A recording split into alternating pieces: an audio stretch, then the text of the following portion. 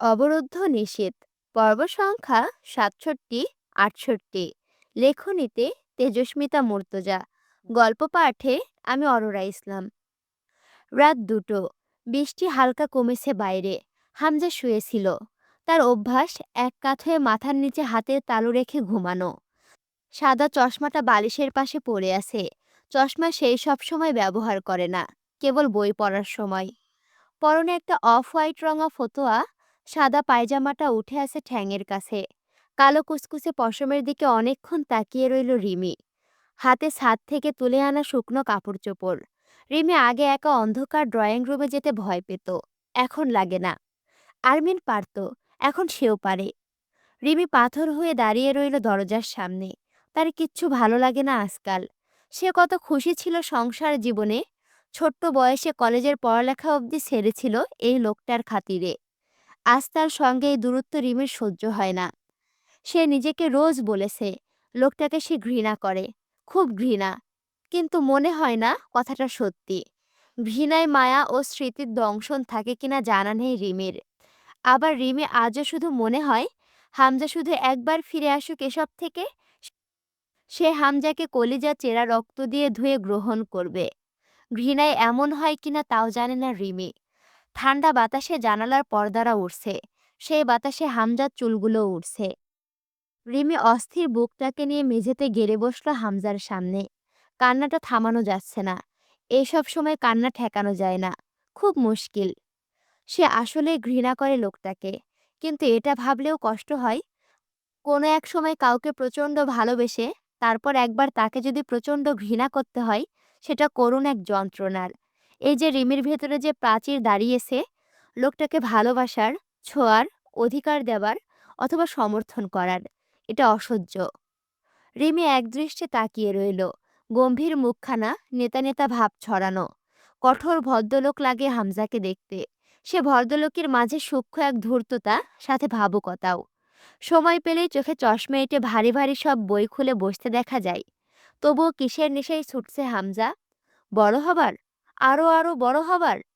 মানুষের মাঝে প্রবৃত্তি না থাকলে দুনিয়াটা স্বর্গ হতো। চট করে এক লাহময় চোখ তুলে তাকায় হামজা। রিমি চমকে ওঠে।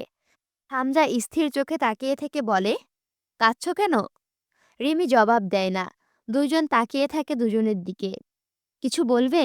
এভাবে তাকিয়ে আছো কেন? ঘৃণা মাপছি। হামজা হাসল। পেলে কতখানি? মেপে শেষ করি। হামজা উঠে বসে। অন্ধকারে প্যাকেট হাতড়ে সিগারেট বের করে ধরায়।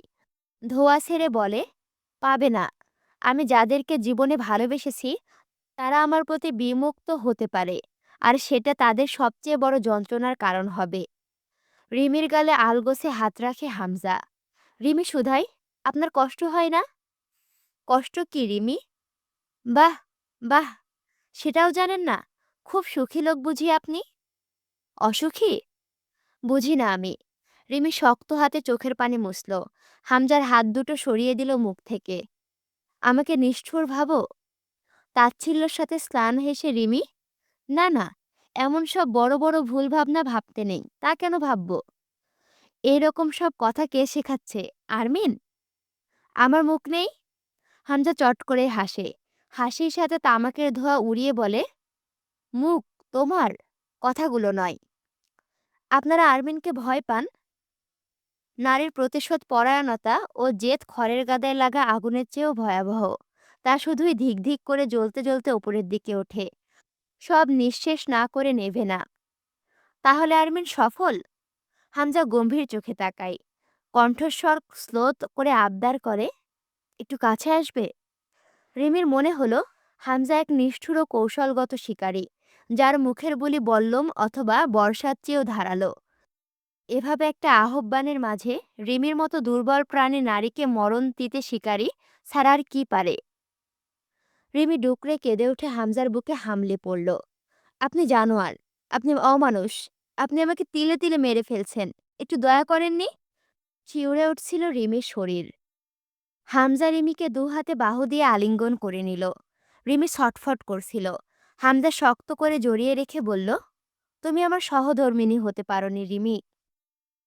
পারতে কি করতে হতো?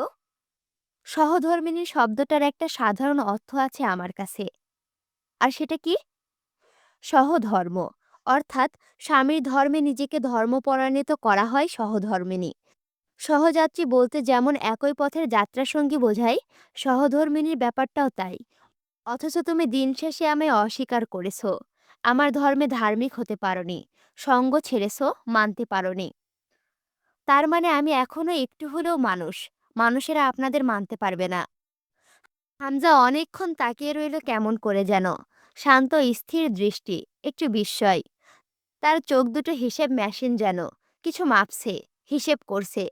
তা শেষে বলল, শেখানো বলি। রিমি, তোমাকে তৈরি করা হয়েছে। রিমি চোখ দুটো বুজে হিংস্র হাতে হামজার ফোঁতার কলার খামচে ধরে। দাঁতে দাঁত চেপে ছটফট করতে করতে বলে, কিচ্ছু শেখানো হয়নি।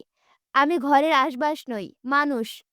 আপনি যে পর্দার খাঁচাটায় সীমায় আমার বন্দি করে রেখেছিলেন, তা কোনো এক আঘাতে ভেঙে গেছে। এই তো। তবুও তো আপনার সব পাপকে প্রশ্রয় দিয়েছি। তো শুধু মনে মনে মানতে পারছি না। আর তো কিছু করার নেই আমার। নয়তো আজও পর্যন্ত আমি আপনার কাছে এই নরকে আমিও সমান পাপী। এত ভাবছেন কেন? হামজা হাসে। দীর্ঘশ্বাস ফেলে চোখ বুজে দুপাশে মাথা নেড়ে গাঢ় স্বরে বলে, আরমিন, আরমিন, আমার খুব ক্ষতি করে ফেলেছে রিমি। কেমন ক্ষতি? অনেক বড় ক্ষতি। বিশাল ক্ষতি। অপূরণীয় ক্ষতি। কি যেন ছিল হামজার কণ্ঠে। শিউরে ওঠে দ্রুত মুখ তুলল রিমি। কি ভাবছেন আপনি? হামজা হাসল। তুমি জানো রিমি, ও কখনো চেঁচায়, তামাশা করে। তখন মনে হয় ও প্রচুর বোকা, অশান্ত নির্বোধ। কিন্তু সেই সব যদি ওর পরিকল্পনা মাফিক হয়, ও যদি এটাই চায় যে আমরা ওকে ফাফা আর বোকা ভাবি, যেন ও কিছুই করতে পারছে না, শুধু তাপড়াচ্ছে। মানে? হামজা হতাশ গলায় বলল, রিমি, ভাঙনের চেয়ে ফাটল ভয়ঙ্কর। এই সূত্রটা আরমিন প্রয়োগ করেছে। আমার পরিবারটাকে সূক্ষ্মভাবে চিরে ফেলেছে। ও আমাদের সবাইকে ঘৃণা করত। এরপর তরু জয়কে ঘৃণা করেছে। তুলে আমাদের সবাইকে ঘৃণা করেছে। তুমি আমাকে ঘৃণা করেছো। কখন না জানি জয় আমাকে। ও সফল রিমি। সবার চোখে সবার জন্য ঘৃণার পটি বেঁধে দিতে পেরেছে। রিমি মাথা নাড়ে। আপনি ওর বিরুদ্ধে ভড়কাতে চাইছেন আমায়? হামজা দীর্ঘশ্বাস ফেলে হাসল। আমার বোকা বউ। খুব বেশি সময় কাটিয়েছো তুমি ওর সঙ্গে, হ্যাঁ? রিমি চেতে উঠল। ও আমাকে কখনোই কিছু বলেনি। ও খুব কম কথা বলে। আমি নিজে চোখে আপনাদের অপরাধ দেখেছি। ওকে এসব ব্যাপারে জিজ্ঞেস করলেও বলতে চাইনি। আজ মনে হচ্ছে তোমায় মূর্খ রেখে ভুল করেছি। তুমি জানো না রিমি, চিরকালে অনাগ্রহের প্রতি মানুষের প্রবল কৌতূহল। এজন্য ওর বেপরোয়া স্বভাব, ভীতিহীন চালে তুমি খুব ফেঁসেছ। জয়ের অবস্থাও খারাপ। পুরুষ মানুষ তো। ফাঁসা কোনটাকে বলছেন? এই যে আমার সাথে তর্কে আসছো। রিমি বলল, আরমিন বলেছিল, আপনি আমাকে আপনার অধীনে কায়েদ করে রেখেছেন। আপনার খারাপগুলো তাই দেখেও চোখে পড়ে না। আর আমি মেয়ে হয়েও তো ভালো পরিবারের না। আমি শুধু ওর কথাগুলো মেলাচ্ছি আর মুগ্ধ হচ্ছি ওর ওপর। হামজা হেসে রিমিকে বুকে টেনে নিল। শক্ত করে চেপে ধরে চোখ বুজল। ওকে বন্দি রেখেছিলাম যাতে বাইরে বেরিয়ে কিছু পাকাতে না পারে। ও তখন ভেতরেই ছেদ করতে শুরু করেছে। ইস, বিশাল ক্ষতি, বিশাল ক্ষতি রিমি। থেমে থাকেনি। হামজার বুকে এভাবে সে হাজারবার মাথা রেখে তলিয়ে গেছে স্বর্গ সমুদ্রে। আজও সেই বুক, সেই রিমি। শুধু সেই স্বর্গ সমুদ্রের পানি শুকিয়েছে। সেখানে আজ খড়খড়ে মরুর উত্তাপ বিরাজমান। রিমির শরীরটা কাঁপছিল। হামজা বলল, কাঁদছো কেন? ঘৃণা ফুরিয়েছে না বাড়ছে? কোনোদিন ফুরাবে না, গর্জে উঠল রিমি। কান্নার সাথে ক্ষোভ ও গর্জন মিশে কেমন যেন লাগলো রিমিটাকে। হামজা হাসল। যে অবধি কেউ পৌঁছায়নি সেখানে তুমি জায়গা পেয়েছিলে। আর তুমি সেখানে একটা গভীর ছিদ্র করেছো রিমি। আপনি আমাকে খুব সুখ দিয়েছেন। আশা রেখেছিলে কেন? আমি তো সুখের ব্যাপারই নই। রিমি মৃদু চেঁচিয়ে উঠল। আপনি তবে কিসের ব্যাপারী? রক্তের? অন্ধকারের? চিৎকার আর যন্ত্রণার? হেসে জানালার দিকে তাকালো হামজা। এগুলো বা খারাপ কি? দুনিয়াতে শুধু সুখ থাকলে সুখের কদর থাকবে না। তাই কাউকে না কাউকে এসবের আমদানি করতে হবে। চুপ, চুপ, চুপ করুন, মুখোশধারী পুরুষ। হামজা আস্তে করে ঠোঁটে আঙুল রেখে স্থির চোখে বলল, চুপ করলাম। আপনি তো এমন না, তবু আমার সামনে এমন নাটক কেন করেন? আমি আসলে কেমন রিমি? তোমাকে কি বোঝানো হয়েছে আমার ব্যাপারে? আপনি জানোয়ার। এখন কি মানুষদের মতো লাগছে? রিমি কত কিছু বলতে গিয়েও পারে না। চোখ বুজে এলোমেলো শ্বাস ফেলে শব্দ করে। এরপর আবার চট করে হামজার কলারটা চেপে ধরে। আমার আমার খুব কষ্ট হয়। বোঝেন আপনি?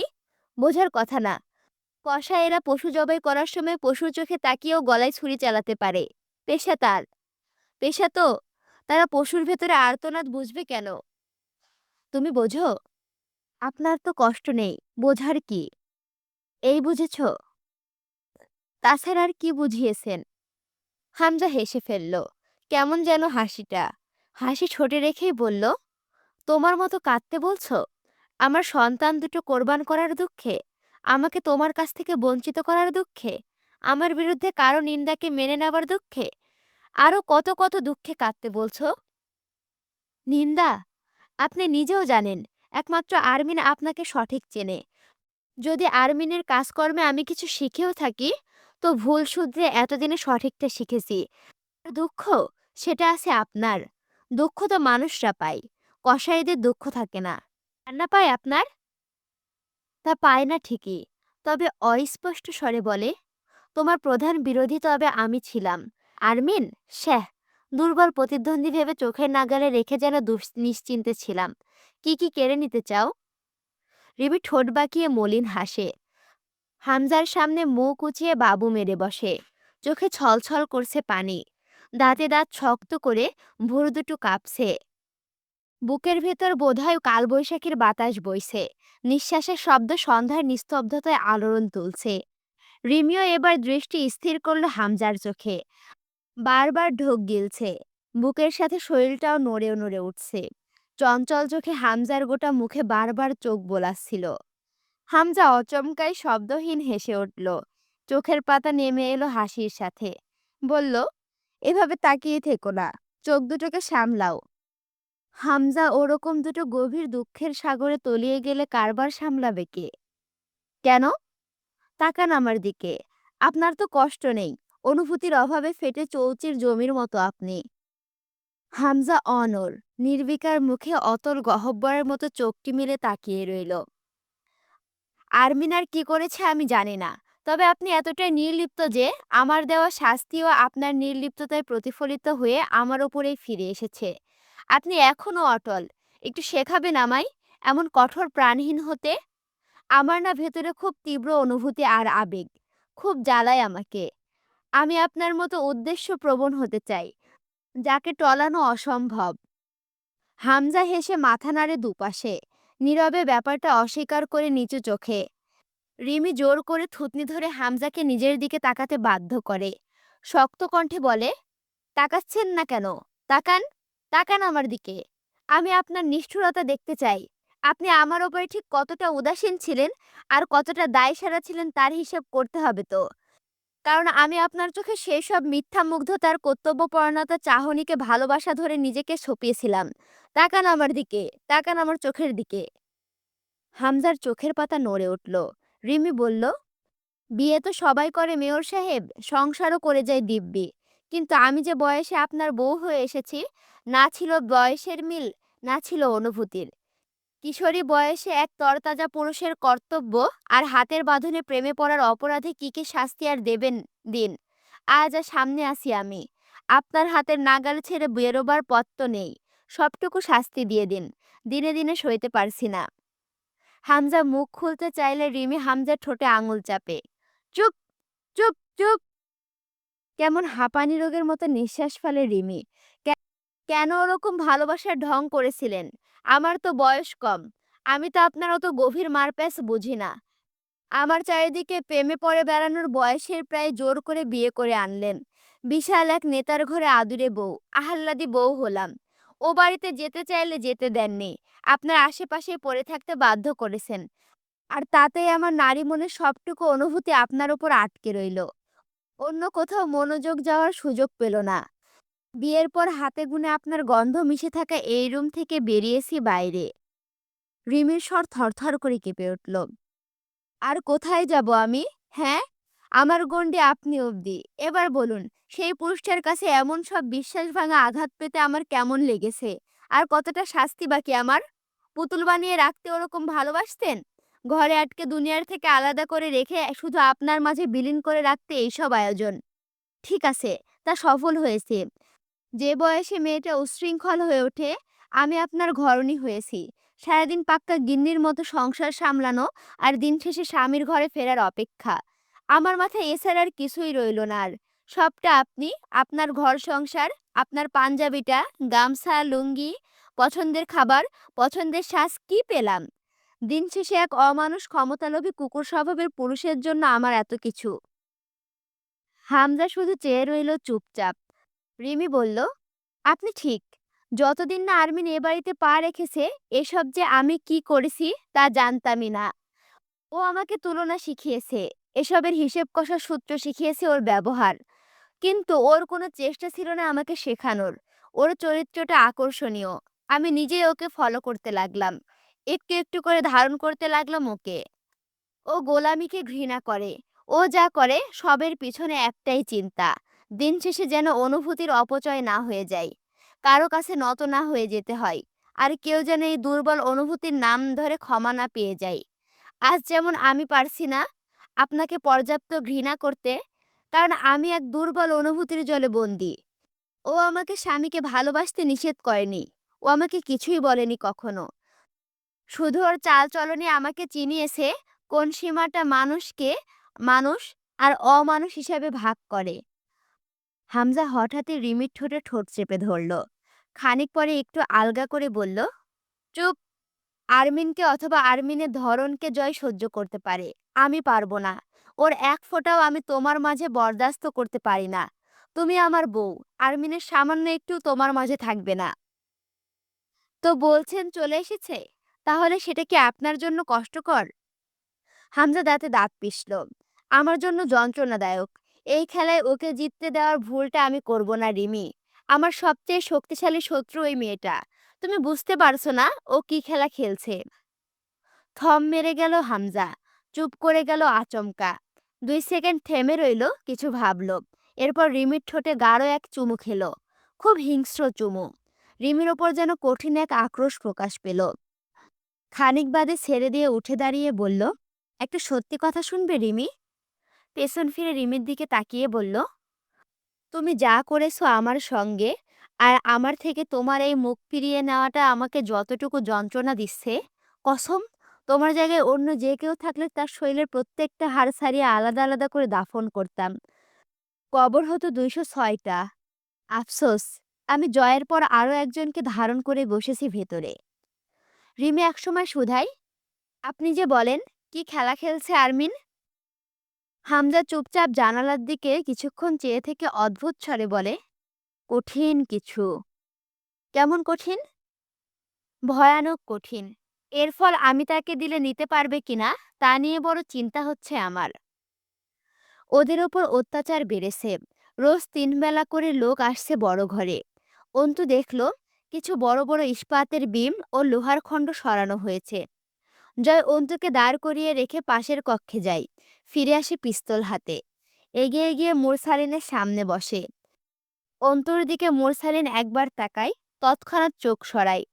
জয় পিস্তলটা পাশের মেঝেতে রেখে মুরসালিনকে জিজ্ঞেস করে, তোর চাচা কোথায় মুরসালিন? মুরসালিন তাকালো জয়ের দিকে, হেসে ফেলল। এতদিন পরে এ কথা জিজ্ঞেস করছিস? আমি অধীর অপেক্ষায় ছিলাম তোর এই প্রশ্নের।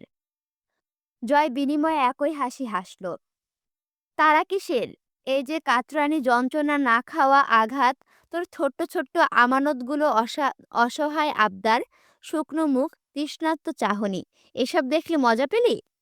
এতে করে আর 2-1বারের বেশি জিজ্ঞেস করতে হবে না, দ্রুত জবাব পাবো। মুরসালিনের মুখ নরকের কূপের মতো জল করে জ্বলে উঠল। চোখের মনি লালচে হয়ে উঠল আচমকা। তাকে সচরাচর খুব শান্ত দেখা যায়। আজ আচমকা জয় মুরসালিনের সম্মুখীন দৃশ্যটা দেখতে 2 আগ্নেয় স্ফুলিঙ্গের সংঘর্ষের মতো লাগলো। দাঁতের মাড়ি চেপে মুরসালিন বলল, আমার বাপকে মেরেছিস তুই? কিচ্ছু বলিনি। বলিসনি? তোকে কারা কোথায় ঘায়েল করে ছেড়ে দেয়, তার জিম্মে অন্যের ঘাড়ে চাপিয়ে হালকা হোস। তুই সারা ভুল বুঝে শহীদ হয়ে যাবি। জয় অনেকক্ষণ ধরে ভুরু কুঁচকে তাকিয়ে রইল মোরসালিনের দিকে। তারপর বলে, আমার নামে একটা শহীদ মিনার তৈরি হলে শহীদ হতে আমার কোনো সমস্যা নেই। আমার ভাইকে মেরেছিস তুই জয়? জয় ঘাড় নত করে বাহবা নেওয়ার মতো ভঙ্গি করে বলে, ও, নিজের হাতে? গলা কেটে দুই ভাগ করেছি। মুরসালিনের চোখে রক্তের দানা বাঁধে। দুই পাশে মাথা ঝেড়ে প্রগাঢ় শ্বাস ফেলে।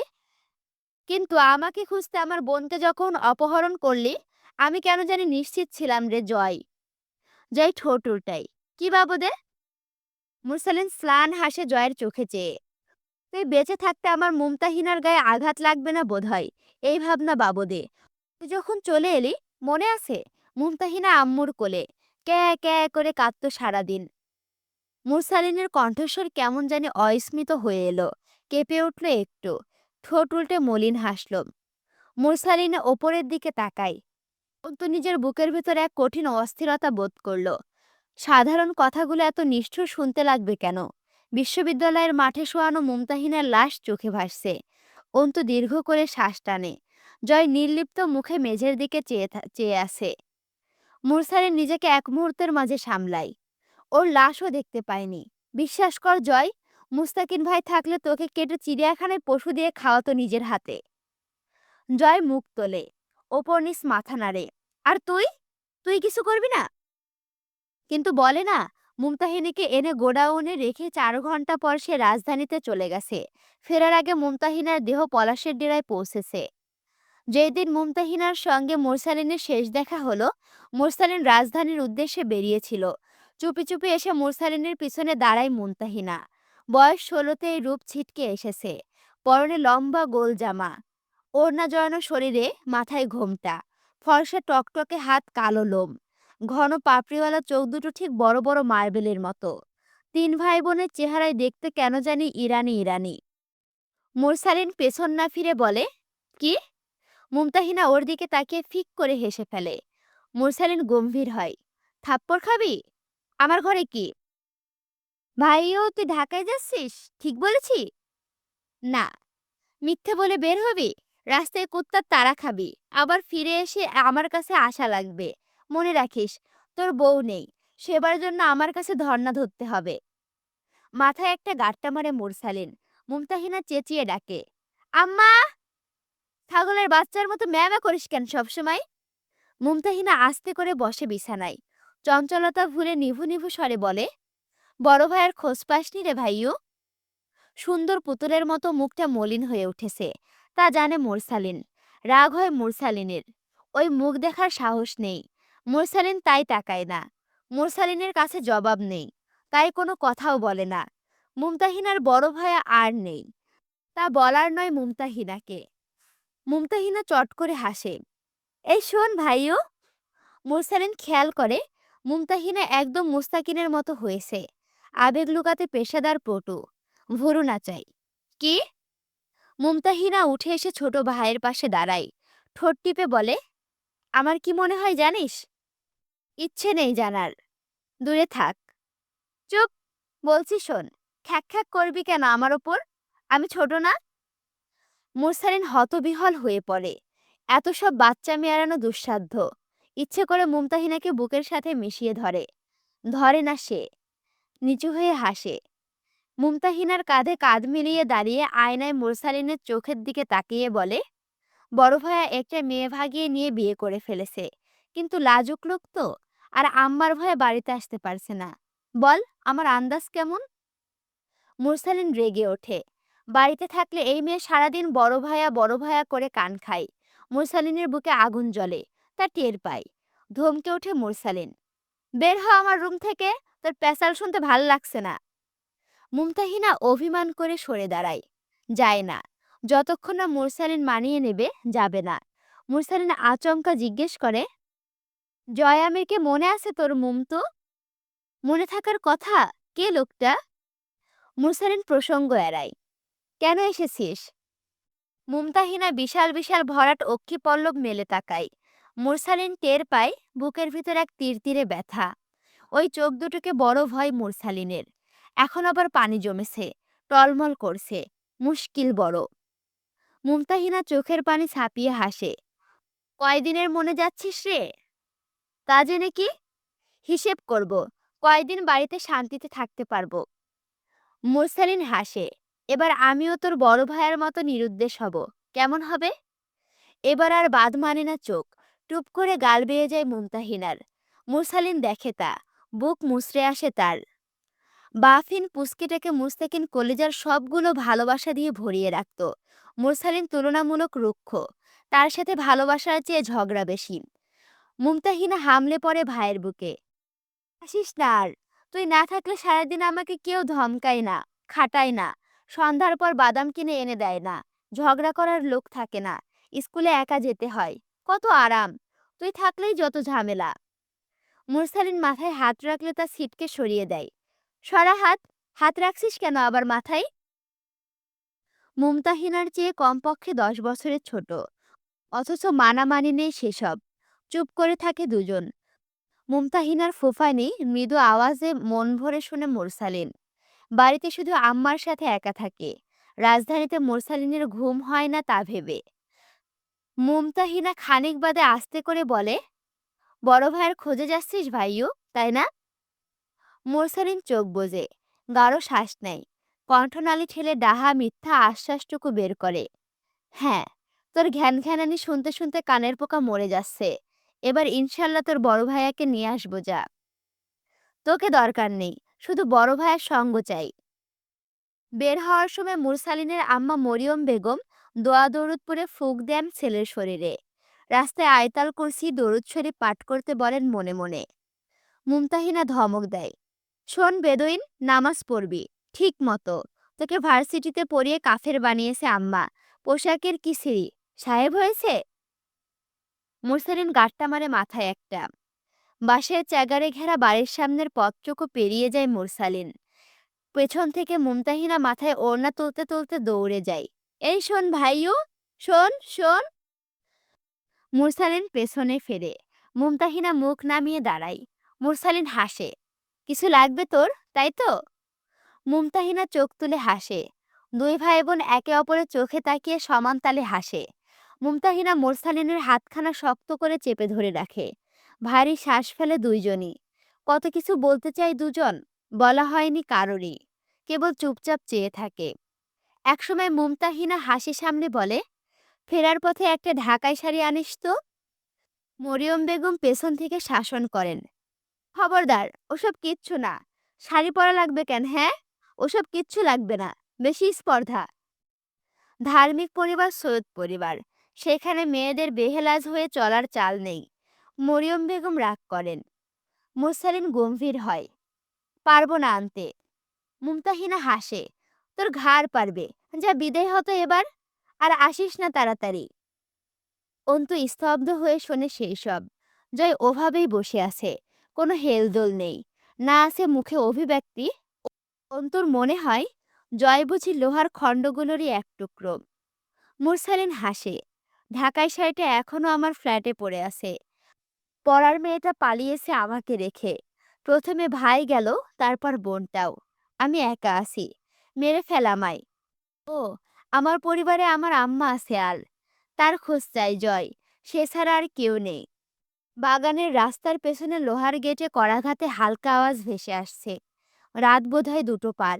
কেউ এসেছে। করাঘাতের আওয়াজটা কেমন যেন শোনাচ্ছে। গা ছমছম করে ওঠে। মৃদু হলদে আলোয় বিশাল ঘরটা গুমট। কতগুলো দেহ ছড়িয়ে আছে, যেন জীর্ণশীর্ণ ময়লা সাদা কাপড়ের স্তূপ। করাঘাত গাঢ় হচ্ছে। জয় উঠে যায়। পিস্তলটা পড়ে থাকে মেঝেতে। সেই ফাঁকে অন্তু আব্দুল আহাদকে বলে, কতদিন আগে আটক হয়েছ তোমরা, মনে আছে? জবাবটা আব্দুল আহাদ দিতে পারে না। ওরা এতটাই দুর্বল ও অসুস্থ হয়ে পড়েছে।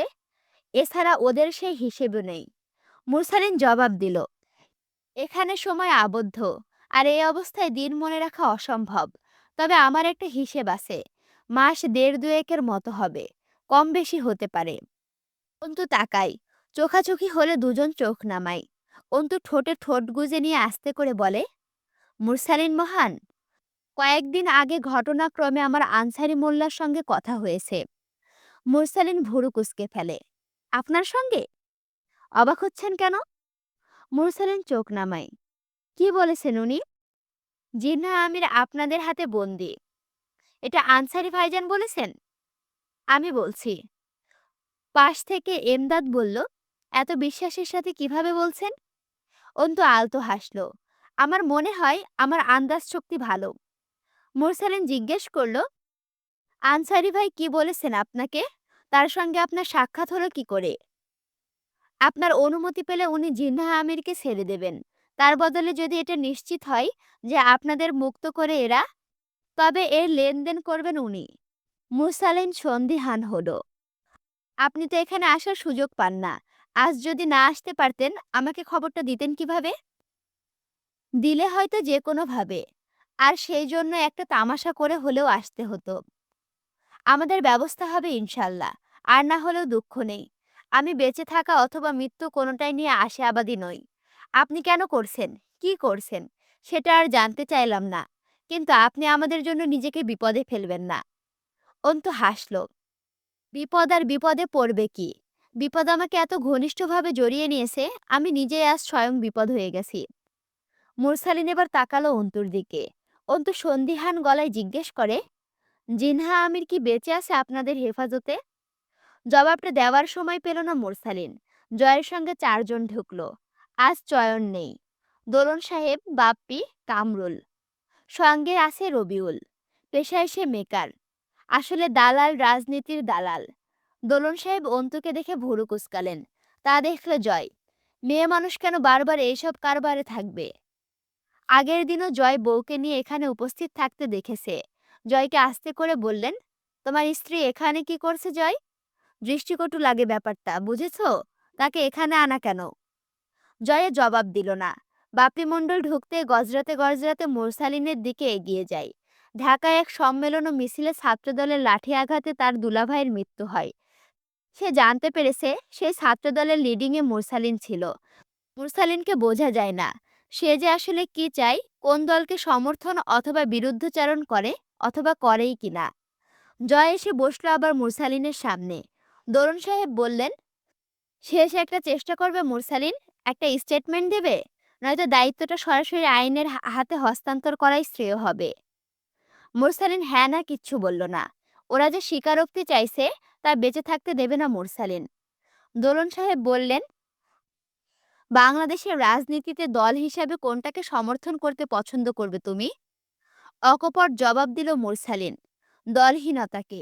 দল শব্দটাই বাংলাদেশের কালচার। কোনো দলই এই বাংলার জন্য শুধু ধ্বংসাত্মক ছাড়া আর কিছুই নয়। আর আমি তাই এমন এক দুর্যোগ চাই, যাতে করে বাংলাদেশের প্রধান আলোচিত বিশিষ্ট দলগুলো সমূলে উপড়ে যাক। তাদের কোনো চিহ্ন এই বাংলার মাটিতে না থাকুক। শুধু আমরা সাধারণ মানুষ থাকব। আমাদের দেশে আমরা থাকব। সেখানে প্রজাতন্ত্র প্রতিষ্ঠা হোক। অথবা কমিউনিজম প্রতিষ্ঠা হবে। সাম্যবাদের জয়গান চলবে। সমাজতন্ত্রের ছায়ায় আমরা বাঙালি মানুষের মতো বেঁচে থাকতে পারবো এক জীবন। আবার এতেও সেই একই হাল হবে কিনা বাংলার জানি না। তবু আশাবাদী আমি। দরুন সাহেব অবাক হবার মতো অভিব্যক্তি প্রকাশ করলেন। তুমি কমিউনিস্ট মুরসালিন? না তো। দোলন সাহেব হাসলেন। তুমি কি খেলছো মুরসালিন? আমি তোমাকে বুঝতে পারি না। আমিও না স্যার। শুধু এইটুকু জানি, ক্ষমতার লোভে সাধারণ মানুষ, শিশু, নারী, নিরপরাধদের ওপর অপবাদ এবং তাদের জের ধরে এই মৃত্যুদণ্ড, কারাবরণের হিড়িক চলেছে। আমি নিতে পারি না। আর তা অন্তত কমাতে আমি সব দলকে হাতের হাতিয়ার হিসেবে ব্যবহার করতে পারি। অথচ কারো প্রতি আমার অনুরাগ নেই। কারণ আমি জানি দেশের জন্য কেউই উপকারী নয়। ধীরে মাথা নাড়লেন দোলন সাহেব। বুঝলাম, বামপন্থী রাজনীতিকে সাপোর্ট করো তুমি। তোমাকে যদি ফাঁসি দেওয়া হয়, তো আসলে কোন অপরাধে দেওয়া হবে, প্রত্যেকটি অপরাধের একটা করে ফাঁসির রায় শুনবে তুমি। কিন্তু জীবন তোমার একটা। এই সৌভাগ্যকে আমি আমার জীবনে স্বাগত জানাই স্যার। আমি নিজেকে এতদিন কিছুই মনে করতাম না। কিন্তু এখন যখন দেখছি আমার কার্যক্রম বর্তমান শাসক ও শাসক গোষ্ঠীর পীড়ার কারণ হয়েছে এবং মৃত্যুদণ্ডের মতো বীরত্বপূর্ণ দণ্ডের শাস্তির দিকে এগোচ্ছি আমি, এবার মনে হচ্ছে আমি সত্যিই কিছু করতে পেরেছি। কারণ এই দুনিয়ায় অধিকাংশ মৃত্যুদণ্ড বীরদের এবং কারাবরণ কথা বলা পাখিদের হয়েছে। দোলন সাহেব কিছু বলতে নিলে জয় ওনাকে থামালেন। চুপ, চুপ, চুপ! চুপ থাকেন। এই যে কিছু ফ্যান আছে না? সুইচ দিলে ঘ্যার, ঘ্যার, ঘ্যার, ঘ্যার করতে, করতে চালু হয়। আপনাদের এই ফ্যাকফ্যাকানির কানে ঐরকমভাবে ঢুকতেছে। এত রাতে আমি এখানে আসতে বলি নাই আপনাদের। বাপ্পি এগিয়ে এসে মুরসালিনের মুখের ক্ষতর ওপর আঙুল চেপে ধরে মুখ উঁচিয়ে বলে, "শুয়োরের বাচ্চা! বল, বল আমার দুলাভাইরে তুই মারিস নাই?" বেশ কয়েকটা খেপা শুয়োর বধ করেছি। কাউকে পার্সোনালি চিনি না। হতেই পারে তার মধ্যে আপনার দুলাভাই থাকতে পারে। তোর অত কথা শুনবার চাই নাই। যেটুকু জিগাইছি জবাব দে। এরকম আপনার মতো আরো অনেকের চোখের বিষ আমি, স্বয়ং দলীয় নেতাদের অবধি। কত খেপা শুয়োরদের বিরুদ্ধে বলেছি, কার্যক্রম চালিয়েছি, আর্টিকেল লিখেছি, ছাত্রদের উৎসাহিত করেছি, মিছিল মিটিং কত কি, অত মনে নেই। বাপ্পি পশুর মতো গর্জে উঠে এমদাদ ও তৌফিক দুটো লাথি মারল। থ্যাতলা হয়ে গেল তৌফিকের মুখের চোয়াল। এমদাদের কান দিয়ে পুষবা রক্তের মতো তরল বেরিয়ে এলো। জয় চুপচাপ দেখে সেসব। পিস্তলটা তার বাম পাশের মেঝেতে পড়ে আছে। তার পাশে অন্তু আব্দুল আহাদকে ধরে বসে আছে। তার নারী সুলভ দুটো দুর্বল হাতে ওদের রক্ষার ব্যর্থ চেষ্টা। বাপ্পি মুরসালিনের মাথাটা সজোরে দেওয়ালের সাথে বাড়ি মারে। মাথার ওপরে চটা ফেটে রক্ত চুইয়ে পড়ল।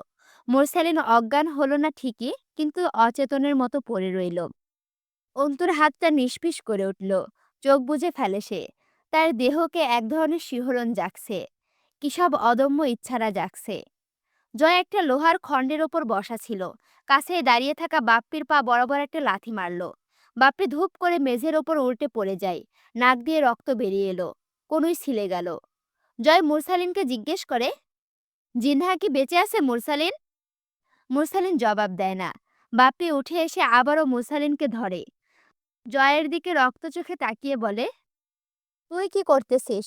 এরকম মাগি মার্কা প্রশ্নে খানকির বাচ্চার মুখ খুলান যাইব? লাগাতে হইব না? কুত্তা সদারারে মাইরা ফেলাস নাই কেন আজ পর্যন্ত? আর তোরে আমি পরে দেখমুনে। কামরুল টেনে হিসড়ে মুরসালিনের পাশ থেকে দুটো বাচ্চাকে উঠিয়ে নিল।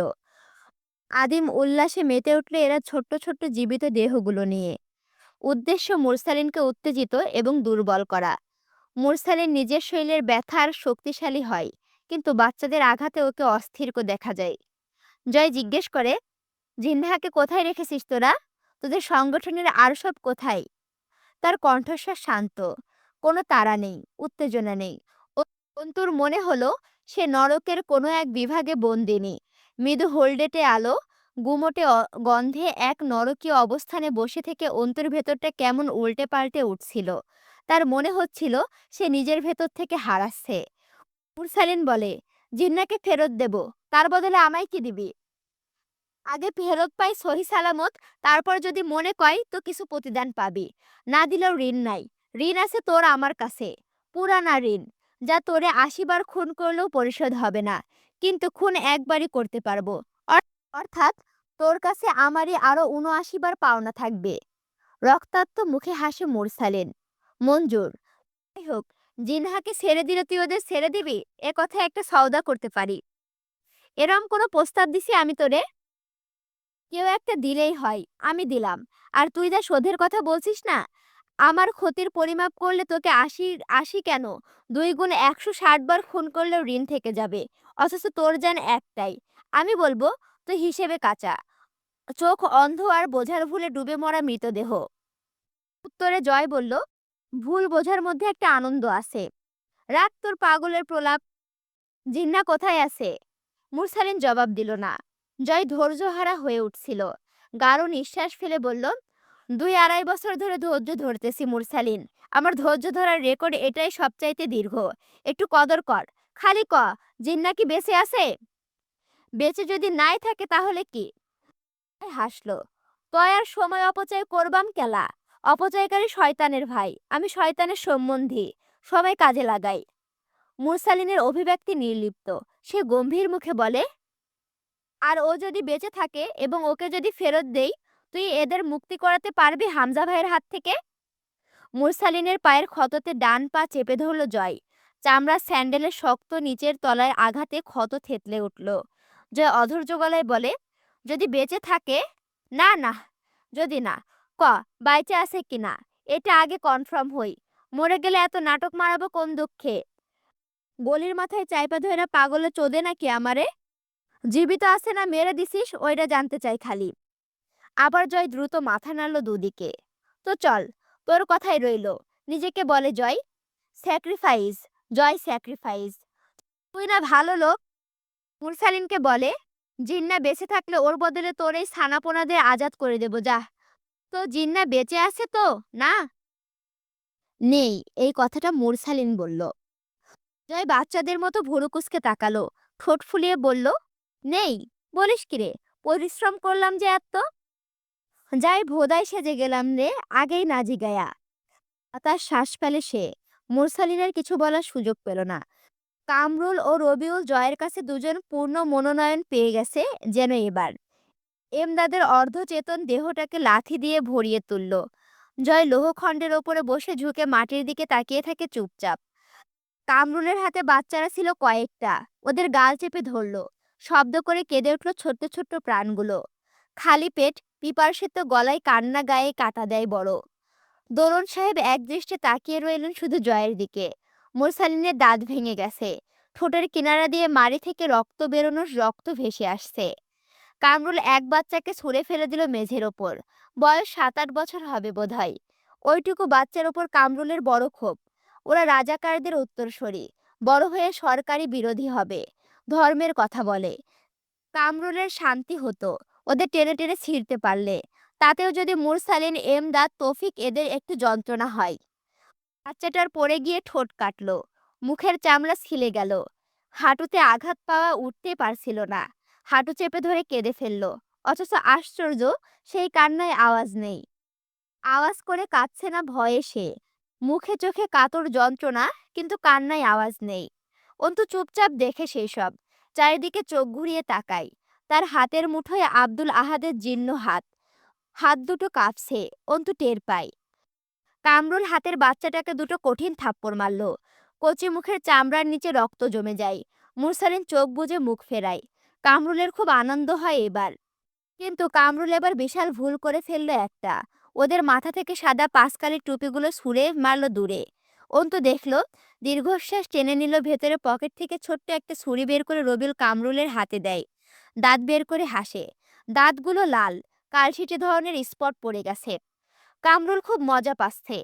বাজারে গেলে বাচ্চারা খেলনার আবদার করলে মা যখন খেলনা কিনে হাতে দেয়, সেই সময় বাচ্চাদের মুখে খেলনা পাওয়ার তৃপ্তিখানা কামরুলের মুখে। এত কিছুর পরেও মুরসালিন চুপ থাকাটাকে নির্লিপ্ততা মনে হচ্ছে, যা খুবই হতাশাজনক। কামরুলের উচিত এমন কিছু করা যাতে মুরসালিনের চোখে মুখে কাকুতি ফুটে ওঠে। সে ছুরিখানা বাচ্চাটার গলায় ঠেকিয়ে চারিদিকে সবার দিকে তাকিয়ে হাসল। উপস্থিত সব বাচ্চার মুখে এক করুণ আতঙ্ক দেখা দিল। এটা খুব মজার বিষয়, যেন তাকে অনুষ্ঠানের গান গাইতে বলা হয়েছে। মাইক হাতে সে একটু লজ্জা পাচ্ছে, সবার আরেকটু উৎসাহ চাচ্ছে। সবার মুখে সেই সুখ। শুধু দোলন সাহেব তখনও জয় আর মুরসালিনকে দেখছে। মুরসালিনকে ডাকে কামরুল, ওই চ্যাংরা, দেখ তো রে, আয় তো বাঁচিয়ে নিয়ে যা। মাগের পুত এরম বন্দি থাইকা ব্যবসা করবার চাও? এই জঙ্গি গুলানরে সাইরা দিয়ে আমাগরে লোক সারাবা। ল, মুক্তি কইরা দেই তোর পাখিগুলারে। এক ঝাপটায় জয়ের পাশ থেকে পিস্তল তুলে নেয় অন্তু। তাক করে ধরে কামরুলের দিকে। জয় চমকে তাকায়। সে অন্যমনস্ক ছিল। অন্তুর চোখের মনি জ্বলছে, ধিক ধিক করে জ্বলছে। বুকের ওঠানামা প্রবল। অন্তু ট্যাগার আঙুলে রেখে কেমন মঞ্চপুতোর মতো গলায় বলল, ছেড়ে দে। স্যার, স্যার, তোর ছুরির চেয়ে পিস্তলের গুলি দ্রুত চলবে। আল্লাহর কসম, এখানে 4টা লাশ ফেলবো আমি। ছেড়ে দে ওকে। জয় অন্তুর সামনে দাঁড়ালো। ঘরওয়ালি, মাথা ঠান্ডা করো। All is well. রিল্যাক্স, কিচ্ছু হয় নাই। মজার খেলা হচ্ছে, দেখো, এনজয় করো। আবার এসব ডেঞ্জারাস চিন্তা ভাবনা কেন? অন্তু জয়ের নাগাল পেরিয়ে কয়েক কদম পিছিয়ে যায়। পাগলের মতো দাঁতে দাঁত আটকে হিসিস করে ওঠে। জানোয়ারের বাচ্চা, তুই সরে যা সামনে থেকে, নয়তো আজ তোর বুকটা আগে ঝাঁঝরা করে তারপর বাকি বুলেটগুলো ওদের জন্য খরচ করব। অন্তুকে খ্যাফাটে বাঘিনীর মতো লাগছিল, অনেকটা মানসিক বিকারগ্রস্ত পাগলিনীর মতো। সাপের মতো হিসিস করে, বিক্ষিপ্ত নিঃশ্বাসে বুক দুলছে। জয় একটু থমকায়, ভুরু কুচকায়, তবু এই অবস্থায় হেসে ওঠে। কিন্তু তোর তো হাত কাঁচা শালির মেয়ে, গুলি জীবনেও নিশানায় লাগবে না। বড় জোর অজাগায় লেগে আমার সর্বনাশ হওয়ার চান্স আছে। আর নয়তো গোডাউনের ক্ষতি হবে। পিস্তল দে। আমার হাতে পিস্তল। খালি খালি মানুষ মেরে কি লাভ? তার চেয়ে বড় কথা, পিস্তলে তো বুলেট নাই। অন্তু কি করলো?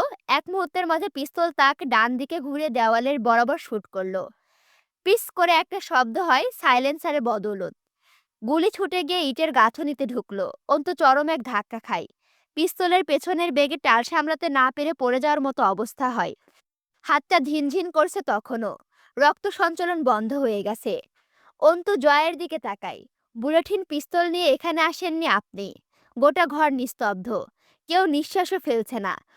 সবার চোখ ফুঁড়ে বেরিয়ে আসার জো। অন্তু বিদ্রোহী শ্বাসের আওয়াজ কেবল ঘুরপাক খাচ্ছে বদ্ধ ঘরে। কয়েক সেকেন্ডের মাঝে ঘটনাটা ঘটে গেল। কামরুল ছুরিটা ভালোভাবে বাচ্চার গলায় ধরে সতর্ক করে অন্তুকে। এই এই আপনি পিস্তল নামান, নইলে এক মুহূর্তের মধ্যে গলাটা দুই ভাগ কইরালাম কইলাম। আর লাভ হইব না। পিস্তল নামান, ছাইরা দিতাছি।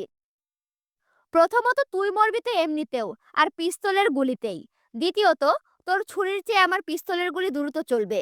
আর শৌরের বাচ্চা, তৃতীয়ত তুই যদি ওকে মারিসও, তারপরের মুহূর্তে হলেও তুই মরবি। লাভ কি? ছেড়ে দে ওকে। স্যার। গোটা ঘরে প্রতিধ্বনিত হয় অন্তুর স্যার কথার গর্জনটা। জয় চুপচাপ তাকিয়ে দেখে এই অন্তুকে। মাথার ওড়না পড়ে গেছে, খেয়াল নেই। চুলের বড় খোপাটা অগোছালো। জয়ের যেন ভেতরে অস্বস্তি হয়। একসময় যে মেয়েটার মুখ দেখেনি কেউ কখনো, তাকে সে কোথায় নামিয়ে এনেছে। অন্তুর শরীর ঘেমে গেছে। চোখ দুটো লাল। নাকের পাটা শক্ত। জয় অপেক্ষা করে অঘটনের। এইটুকুই বাকি ছিল। অস্ত্র হাতে ওঠেনি আজকের আগে অন্তুর হাতে। আজ সেটুকু হয়ে গেল। বাকিটা সে জানে অন্তুকে। আজ জয় ভাবে এক মুহূর্ত, সেই দিন অন্তু পলাশকে মারতে ছুরি হাতে নিতে পারেনি। পিছিয়ে এসে জয়কে ফিরিয়ে দিয়েছিল। কেন? সেই দিন পেছনে এবং সাথে পক্ষে দাঁড়ানো জয় ছিল, তাই? আপাতত পক্ষে আজ জয় নেই তার সাথে। আসছে একা। এই অবরুদ্ধ এক নিশীথে বড় ঘরে তার পক্ষে কেউ নেই। তাই কি সে একা মোকাবেলা করতে যথেষ্ট? সচেষ্ট? তাহলে হিসেবটা কি দাঁড়ালো? হামজা কি ঠিকই বলে? নারী কারো অবলম্বনে যেমন দুর্বল, তেমনি একবার কেবল সে সেই অবলম্বিত খুঁটিহীন হয়ে পড়লে একাই সর্বোচ্চ ধ্বংসাত্মক। তাহলে কি নারীর তৈরি অনিষ্ট সঙ্গীহীন নারীর থেকেই সৃষ্টি হয়? নারী তার পুরুষ সঙ্গীর সঙ্গ পেলে ভীষণ নারী সুলভ, একা হয়ে পড়লে অসীম সর্বনাশা। কামরুলের মুখ শুকিয়ে যায়। বাচ্চাটাকে ছাড়তে চাইলেও ছাড়তে পারে না। কেউ অন্তুকে গিয়ে ধরতেও পারে না। মাঝখানে জয় আমির দাঁড়িয়ে। কামরুলের মনে হয় ছেলেটাকে বাঁচানোর লক্ষ্যে জয় আমিরের বউ তাকে গুলি করবে না। এই আশায় কামরুল একটা ভুল করলো। সে ছুরিটাকে শক্ত করে চাপলো বাচ্চার গলায়। কচি চামড়াটা ছিঁড়ে গেল ছুরির আঘাতে। বাচ্চাটা কেমন করুণ সুরে মিনতি করে কেঁদে ওঠে হু হু করে। আবারও ভোঁতা গুলি চালার আওয়াজ।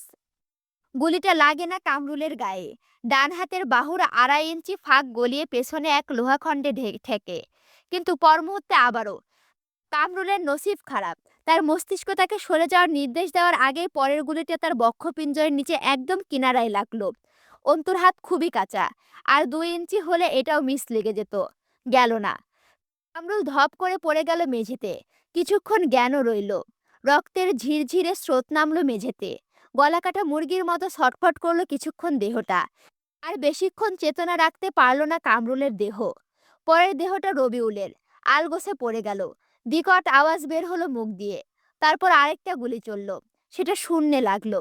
কিন্তু পরের গুলিটা বাপ্পি মণ্ডলের ঠ্যাঙে ফুঁড়ে চলে যায়। বাপ্পি গা শিউরে উঠা স্বরে কোকিয়ে উঠে বসে পড়ে। ঠ্যাঙের হাড় ফুঁড়ে বেরিয়ে গেছে বুলেটের এপার ওপার হয়ে। ফাঁক হয়ে গেছে হাড়ের জোড়াতে। আর আর্তনাদ কঠিন হলো। কানে সহ্য করা যাচ্ছিল না। অন্তুর হাত অবশ হয়ে আসে। পিস্তলটা পড়ে যায় হাত থেকে। হাতে আর জোর নেই। হাত নাড়ানোর শক্তি নেই। স্নায়ু কাজ করছে না দু হাতের। ঘরটা নিস্তব্ধ। 3টা দেহ লুটিয়ে আছে মেঝেতে। বাপ্পি তখনও চেতনায় আছে। করুণ আর্তনাদে ঘরটা নরকের কক্ষ হয়ে উঠল। দোলন সাহেব চুপচাপ বসে রইলেন। খুব নাটকীয় দৃশ্য। ট্র্যাজেডি নাটক যেন। অথচ লোকে জানে না, জীবনের চেয়ে বেশি নাটকীয়তা নাটকে থাকে না। জয় আস্তে করে বসে আবার লোহার দণ্ডের ওপর। মুরসালিন চোখ বুজে হেলান দেয় দেওয়ালের সাথে। তার শরীর ঝিমিয়ে আসছে। জয়কে দেখতে ক্লান্ত লাগে। খানিকক্ষণ চুপচাপ বসে থাকে ঝিম ধরে সে। 4 দিন টানা বৃষ্টি। ঝুমঝুম করে বৃষ্টি হচ্ছে। পথঘাট কাদায় মাখা। করতোয়া নদীর পানি উঠে এসে দিনাজপুরে বন্যা আসবে এবার বুঝি। দেশের দুর্যোগের সাথে প্রকৃতির দুর্যোগ যোগ হলে জমে যাবে দুর্যোগের খেলাটা। বৃষ্টির ছিটে আসছে। মুর্শিদা আটা মাখা হাতে জানালাটা আটকে দিলেন। জয়নব লাফিয়ে উঠল।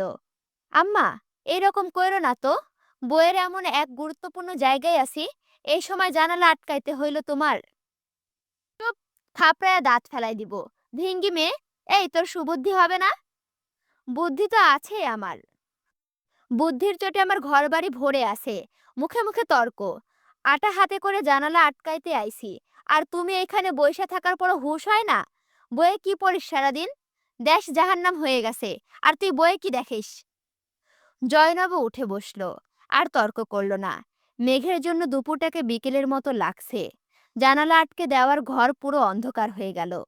তার শাড়িটা ছিঁড়ে গেছে, কিন্তু বাজারে সব দোকান ছাই হয়ে গেছে। মানুষের পেটে ভাত নেই, শাড়ি কি জিনিস। আপাতত বইটা রেখে দিল। আম্মা গেলে আবার নিয়ে বসা যাবে। কিন্তু মুর্শিদা গেলেন না। উনি বসলেন জয়নবের পাশে। মেয়ের চুল খুলে এলিয়ে দিলেন পিঠে। আম্মা, তোমার হাতে আটা। আটা লাগাইও না চুলে।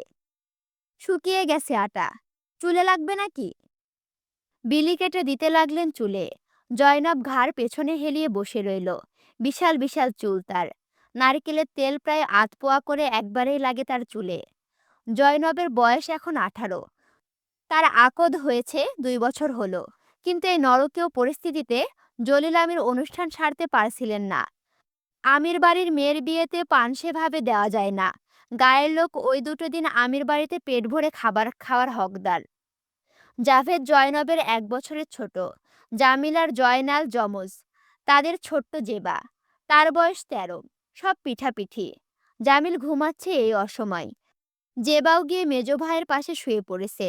সারা রাত চিন্তায় ঘুম আসার জো নেই। মুর্শিদা কেমন উদাস স্বরে বললেন, আমাদের মনে হয় আমির নিবাস ছেড়ে দেওয়া লাগবে রে জয়নব। জয়নব এবার তাকায় মায়ের দিকে। এরপর ঘরে বাঁধানো পঞ্জিকার দিকে তাকায়।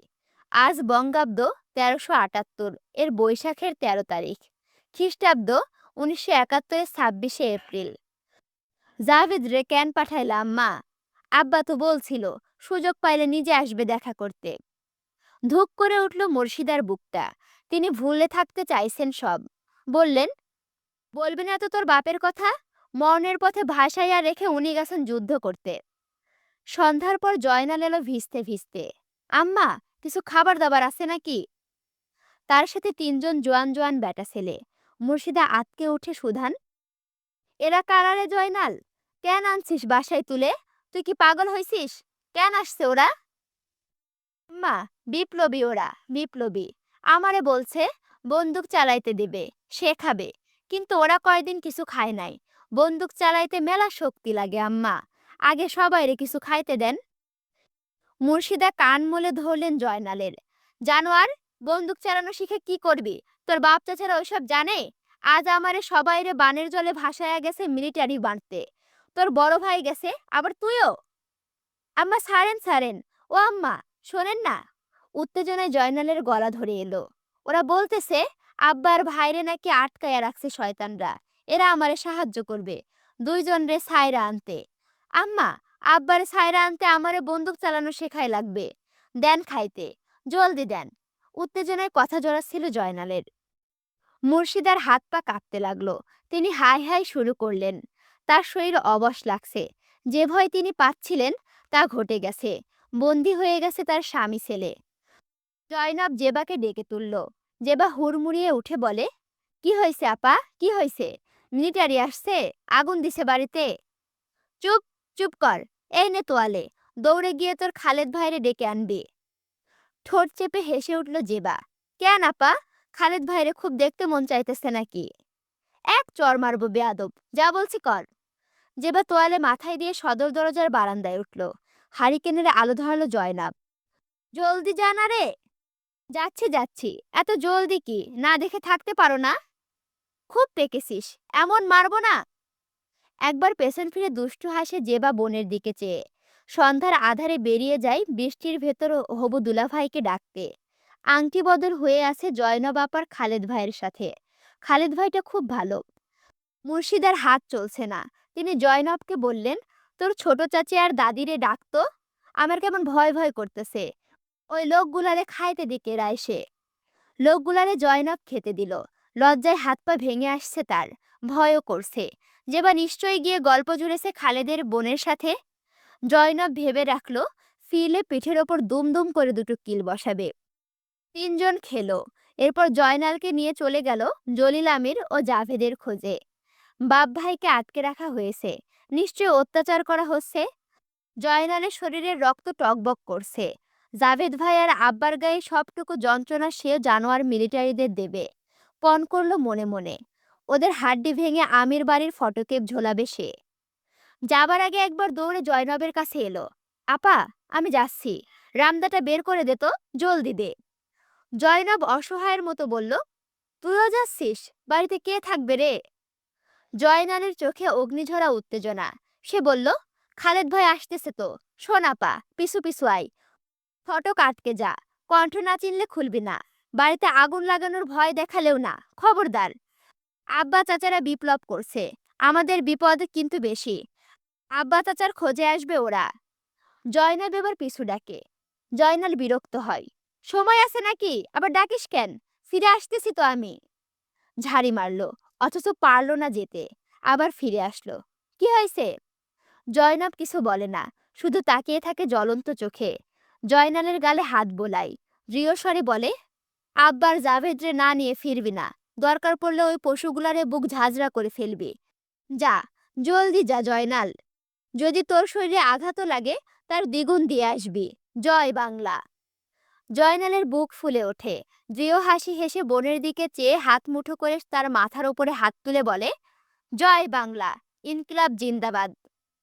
মুর্শিদাকে বলে, আম্মা চিন্তা করো না, কোন সুরের বাচ্চা আব্বারে ধরছে দেখবো আমি। আমি আব্বা আর ভাইরে না নিয়ে ফিরবো না, ইনশাল্লাহ। মুর্শিদা কপালে একটা চুমু খেয়ে বললেন, আমার বুক খালি করিস না রে জয়নাল, আমি তোরে হাসরে বাঁধবো বলে দিলাম। আমার জয়নালরে ফিরিয়ে নিয়ে আসবি আমার কাছে, কথা দিয়ে যা। লুঙ্গিতে কাঁসা মারতে মারতে অন্ধকারে বেরিয়ে যায় জয়নাল আমির অচেনা লোকগুলোর সাথে। মাঝরাত হয়, খালেদ আসেনি, জেবাও ফেরেনি। জয়নাল অথবা জালিম আমির বা জাভেদ কেউ আসেনি। জয়নব নামাজ পড়ে আম্মার সাথে। দাদির ঘর থেকে কান্নার আওয়াজ আসছে। বাচ্চাকে ঘুম পাড়িয়ে ছোট চাচি এই ঘরে আসার কথা। জামিল শুধু পায়চারি করছে। মুর্শিদা জোর করে জামিলকে 3টে রুটি খেতে দিলেন। কোনো মতো ঠেকিয়ে রেখেছেন ওকে বাইরে যাওয়া থেকে। তারপর থেকে ফুঁসছে, ছটফট করছে ঘরের ভেতর। গোটা পাড়া প্রায় খালি হয়ে গেছে, যে যার মতো নিরাপদে খোঁজে গেছে। খবর এসেছিল দিনাজপুরের এক মিলিটারি হামলা হবে 2-1 দিনের মাঝে। শুনশান চারিদিক, শুধু বৃষ্টির শব্দ। অবরুদ্ধ এক দুর্যোগের রাত। বৃষ্টির কোথাও যেন প্রাণ নেই, আলো নেই। আছে শুধু বর্বরদের ভারী বুটের গটগট আওয়াজ আর হাতের অস্ত্র থেকে ছুটে যাওয়া বুলেটের ঝংকার ধ্বনি। ঝরছে রক্তের বৃষ্টি, লাল টকটকে বৃষ্টির পানির দানা ঝমঝম করে ঝরছে। সেই ঝমঝম রব ছপিয়ে যেন কানে ছুটে আসে মানুষের হাহাকার, আর্তনাদ, গুলির আওয়াজ আর নিঃশব্দ নৃশংসতার ভোঁতা গোঙানি। আমির নিবাসের ফটকে বিকট আওয়াজ হলো। ফটকাটা কি কেউ ভেঙে ফেললো? মুর্শিদা কাঁদছে, কিন্তু মুখ শক্ত। সময় যত যাচ্ছে বুকের উত্তাপ বাড়ছে। তার ছেলেরা কেন বাড়ি ফেরেনি, স্বামী কেন এসে দরজায় খটখটায়নি, বুকের ভেতর আগুন জ্বলছে। জয়নব নিঃশ্বাস আটকে থাকলো ক্ষণকাল। এরপর দৌড়ে বড় বারান্দার গলি পেরিয়ে রান্নাঘরে ঢুকলো। দুটো বটি আর লোহার শিক নিল। ফিরতে গিয়ে আবার ঘুরে পাটার ওপর থেকে শিলটা নিয়ে ঘরে এলো। মায়ের হাতে ধরিয়ে দিল শিলটা, নিজের হাতে রাখলো বটি, অপর হাতে শিক। শব্দ শুনে জামিল খাওয়া ছেড়ে উঠে গেছে। এক দৌড়ে দোতলা সিঁড়ি ভেঙে উঠানের কোণ থেকে শাবল তুলে নিল সে। ঝমঝম করে বৃষ্টি হচ্ছে, কিন্তু কেউ তো নেই। অন্ধকারে ঘোলা চোখ, বিদ্যুৎ চমকাচ্ছে মাঝে মাঝে। জামিল ফটকের সামনের দিকে গেল।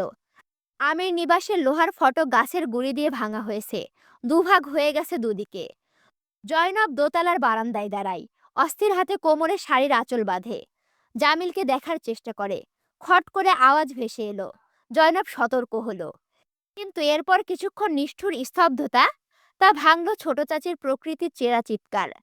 জয়নবের শরীরে যেন বিদ্যুৎ খেলে যায়। এক দৌড়ে নিচে নেমে সদর ঘরের বাইরে পা বাড়ায়। মুর্শিদা পিছু নিলেন। ছোট চাচির ঘর সদর ঘরের পরে পাকা উঠান পেরিয়ে ছোট্ট বাংলোতে। তার দরজা আটকানো। ছোট চাচি পাগলের মতো মিনতি করছে কারো কাছে। দুটো থাপ্পড়ও খেলেন বোধহয়। জামিল তখন বিশাল শাবল নিয়ে এসে দাঁড়ালো। শরীরে যেন কিছু ভর করেছে তার। শাবলের কয়েক আঘাতে শাল কাঠের দরজা ভেঙে খণ্ড খণ্ড হয়ে গেল। গা কেঁপে ওঠা দৃশ্য, কিন্তু জয়নাবের গা কাঁপল। পর মুহূর্তেই পা তার পরপরই হাত চলল। ছোট চাচির শরীরের ওপর ঝেপে থাকা দুটো জানোয়ারকে জয়নাব বটির 2 কোপে মারল। একজনকে মাথা আলাদা হয়ে ঝুলে পড়ল ঘাড়ের সাথে, আরেকজনের কাঁধ থেকে ডান হাতটা আলাদা হয়ে গেল। ছোট চাচির নগ্ন শরীর, ব্লাউজের ছোট্ট এক টুকরো হাতার কাছে দেখা যাচ্ছে কেবল।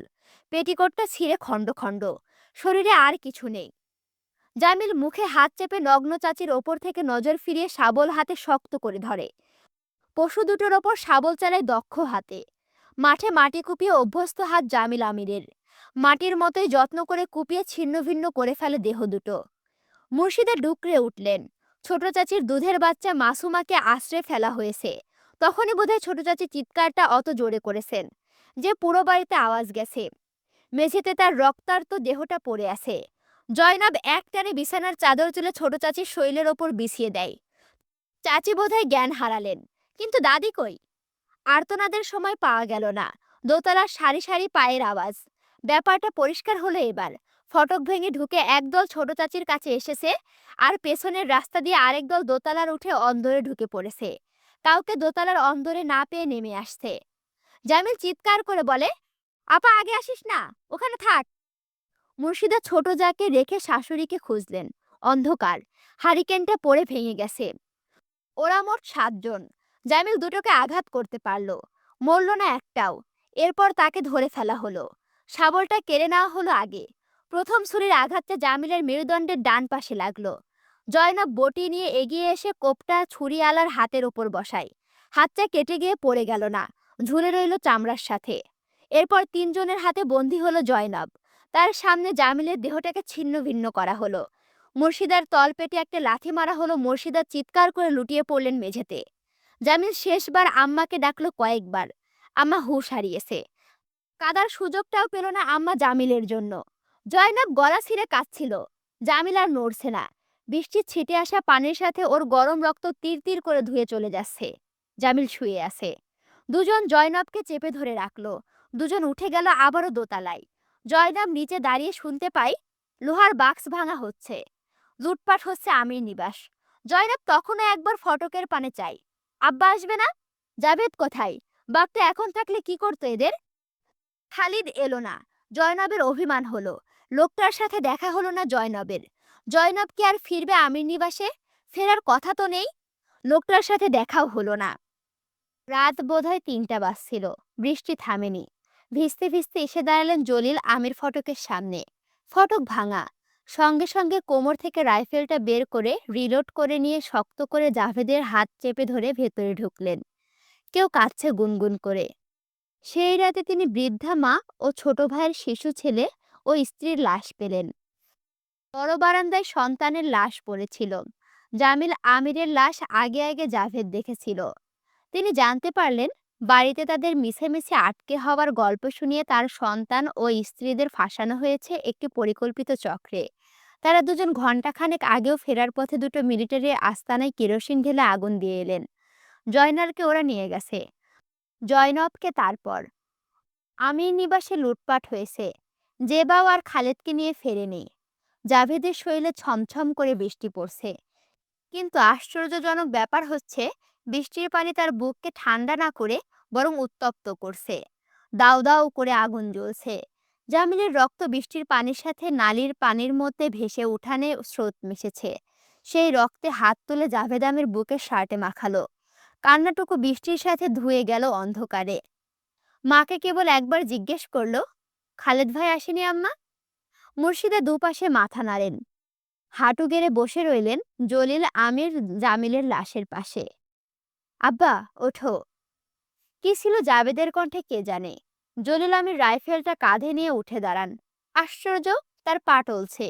তিনি বুঝলেন মুক্তিযোদ্ধা হওয়ার আগে তিনি সন্তানের বাপ। কিন্তু জাভেদের ভেতর তো সন্তান প্রীতি নেই। ভাইকে চোখের সামনে রক্তাক্ত দেখা, বোনের অনিশ্চিত পরিণতি তার বুকের ভেতর তুফান তুলেছে। জাভেদ একবার চাচির ঘরে উকি দেয়। তাকে বলতে হয়নি, সে আন্দাজ করে নিয়েছে চাচির সাথে কি ঘটেছে। তার কলিজা মুচড়ে ওঠে। জয়নবের মুখটা মনে পড়েছে। মুর্শিদার পায়ে হাত রেখে জাভেদ বলে, বিদায় দেন আম্মা, ফিরবো নয় মরবো, এর বেশি কিছু না। জয় বাংলা। জলিল আমির আবার একবার পেছন ফিরে তাকান। মুর্শিদার কান্নার শব্দ বাড়ছে। মায়ের মৃতদেহটার আরেকবার তাকালেন তিনি। স্ত্রীর কান্নাকে উপেক্ষা করে বড় ছেলেকে সঙ্গে নিয়ে বেরিয়ে পড়লেন তিনি। খালেদের বাড়ি ছায় আগুনে ভিজে পিণ্ড হয়ে গেছে। জাভেদের শরীর কাঁপছে, ঠান্ডায় অথবা উত্তেজনায়। তার দুই বোন ও ভাই কোথায়? খালেদ ভাইও কি পুড়ে মরে গেছে? সে তো বাড়িতে থাকে না। তার খোঁজে শয়তানরা রোজ আসে বাড়ি বয়ে। দিনাজপুর সেক্টর ৭-এর অন্তর্ভুক্ত। এই এপ্রিলে সেক্টর ৭-এর কমান্ডার নিযুক্ত হয়েছে নাজমুল হক। দিনাজপুর হিলি সীমান্তের কাছে, ভারতের সাথে যোগাযোগ রক্ষার জন্য গুরুত্বপূর্ণ একটি অঞ্চল। এপ্রিলের মাঝামাঝি থেকেই পাকিস্তানি বাহিনী উঠে পড়ে লেগেছিল দিনাজপুরের দখলের জন্য। একের পর এক অসংখ্য মানুষ হত্যা করে ফিরেছিল। ১৯ এপ্রিল পর তাদের কঠিন এক হামলায় দিনাজপুরের মুক্তিযোদ্ধারা ছত্রভঙ্গ হয়ে পড়ল। তারা সীমান্তের দিকে আশ্রয় নিতে শুরু করলো, কিন্তু সকলে বাঁচতে পারেনি। বেশ কয়েকজনকে প্রাণ দিতে হলো। বাড়িতে জানানো হয়নি সেই সব শহীদদের মাঝে জাভেদের চাচাও আছে। জাভেদের চাচি ও শিশু চাচাতো ভাই মরে যাওয়ায় সে কৈফিয়ত দিতে হয়নি। গোটা পুরো পরিবার একেবারে মারার জন্য এই এক সুবিধা। চাচা মরেছে চাচির প্রায় সপ্তাহখানেক আগে। এর মাঝে আর জাভেদ ও জলিল আমির বাড়ি ফেরেননি। চাচি প্রতীক্ষায় ছিল স্বামীর। স্বামীর মৃত্যুর খবর পাওয়ার আগেই ধর্ষিতা হয়ে জীবন দিল। ২১শে এপ্রিলের পরপর হিলি বন্দর সহ প্রায় দিনাজপুরটায় পাক হানাদার বাহিনীর দখলে এলো। লোকজন পালিয়ে যেতে থাকলো, শুধু যেতে পারেনি আমির পরিবারের লোকেরা। গত রাতে ২৬শে এপ্রিল তারা না পালানো ও যুদ্ধতে অংশগ্রহণ করার ফল পেয়ে গেছে। জয়নবকে ২৮শে এপ্রিল রাতে পালাক্রমে ৪ জন সামরিক বাহিনীর সদস্যরা ধর্ষণ করল। সে তখন রক্তার্ত। ব্লাউজের এক হাতা তখনও ছিঁড়ে ডান বাহুতে আটকে আছে। পেটিকোটের রক্ত, শাড়িটা হাতের কাছে কোথাও নেই। এইসবে তার কোনো দুঃখ লাগছে না। তার শুধু দুঃখ হলো চারিদিকে তাকিয়ে। কোথাও একটু কিছু নেই যা দিয়ে সে ছটফটে প্রাণ পাখিকে খাঁচা থেকে মুক্তি করতে পারে। শাড়িটা কাছে থাকলে হতো, শাড়ি নেই। জয়নবের চুল বিশাল। গত পরশু আম্মা বেঁধে দিয়েছিলেন বেনি করে। বেনির আগা থেকে ফিতা খসে গেছে, অর্ধেকটা বেনি আছে এখনো। রক্তার্ত দুর্বল হাত দুটো দিয়ে জয়নব শক্ত করে বেনি পাকাতে শুরু করলো। খোলা চুলের চেয়ে বেনি পাকানো চুল গলায় শক্ত করে ফাঁস লাগাতে পারবে। কিন্তু তার উদ্দেশ্য সফল হলো না। তার চুলগুলো কেটে দেওয়া হলো। তাকে মরতে দেবে না হানাদার বাহিনী। বেঁচে থেকে গর্ভধারণ করতে হবে তাকে। পাকিস্তানদের বীর্য থেকে জন্মানো এক খাঁটি সন্তানের মা হতে হবে তাকে। জয়নবকে চিকিৎসাও করানো হবে। কিন্তু পরদিন সকালের পর এক লোক এলো জয়নবের কাছে। লোকটাকে সে চিনে, আনোয়ার খন্দকার। জামিলকে মেরে পরশু রাতে জয়নবকে যখন ধরে আনা হচ্ছিল, লুটপুটকারীদের মধ্যে আনোয়ার নেতৃত্ব ছিল। সে পাশের পাড়ায় মাতব্বরের চাস্তো ভাই। আমির পরিবারকে একটুও পছন্দ করে না, করা উচিতও না। একবার এক নতুন বইয়ের ঘরে ঢুকে পড়ার দায়ে জলিল আমিরকে গাছের সাথে বেঁধে খুঁটি খুব পিটিয়েছিলেন আনোয়ার খন্দকারকে। জলিল আমির গাছের সাথে বেঁধে খুব পিটিয়েছিলেন আনোয়ার খন্দকারকে। পঞ্চমবারের মতো ধর্ষিত জয়নব আনোয়ারের কাছে হলো। কিন্তু এরপর আর জয়নব একটু আত্মহত্যার চেষ্টা করল না।